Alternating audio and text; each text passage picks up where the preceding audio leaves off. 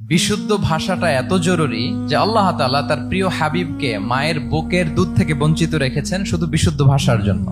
একজন মানুষ সর্বপ্রথম কোন জিনিসের প্রেমে পড়ে জানেন? কথার প্রেমে পড়ে। কথার ধরন, কণ্ঠস্বর, তার অ্যাটিটিউড, তার শব্দের জাদু, এটা মানুষের হৃদয়কে জয় করে ফেলে। তো রাসূল সাল্লাল্লাহু আলাইহি ইসলামের এই এলোকোয়েন্স ছিল। তিনি বলতেন আল্লাহ তাআলা আমাকে সর্বমর্ম বাচন ভঙ্গির অধিকারী করেছেন। মানে উনি যেটা বলতেন এটা ছিল very precise in wording but comprehensive in meaning. এটার যে দোতনা, এটার যে appeal to the heart of the people, to the heart of the listener, এটা অসাধারণ। মানুষের হৃদয়কে জয় করে ফেলতো। আল্লাহু আকবার। তিনি এমন ভাবে কথা বলতেন, কথার মাঝখানে পজ দিতেন, মানে একটু থামতেন যাতে করে শ্রোতারা বুঝতে পারে। এত চমৎকার করে ওনার প্রেজেন্টেশন ছিল, বক্তব্য মালাগুলো ছিল, ফলে যারা শুনতেছে ইজিলি মুখস্থ করে ফেলতে পারত। রাসূল সাল্লাল্লাহু আলাইহি ইসলামের সবচাইতে বড় ভাষণটি ছিল বিদায় হজের ভাষণ, খুব সম্ভবত। ওই ভাষণের টেক্সট গুলোকে যদি একসাথে করা হয়, আমার মনে হয় 10 মিনিটের বেশি লাগবে না ওই টেক্সট গুলো পড়তে। তার মানে সবচাইতে বড় যে ভাষণ ওনার, ওটা কত ছিল? 10 থেকে 12 মিনিটের ভাষণ ছিল। আমরা তো ঘন্টার পর ঘন্টা বক্তব্য করি, তারপরেও তো আমরা মানুষের মনকে খুশি করতে পারি না। উনি সেই যে 1400 বছর আগে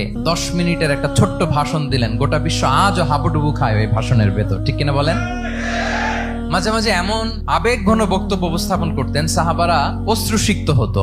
আবার যুদ্ধের ময়দানে যখন কমান্ড করতেন, তখন তিনি রেগে যেতেন। উঁচু কণ্ঠে তিনি কথা বলতেন, মনে হচ্ছে একজন সেনাবাহিনীর কমান্ডার তার ব্যাটালিয়নকে কমান্ড করছেন। আল্লাহু আকবার।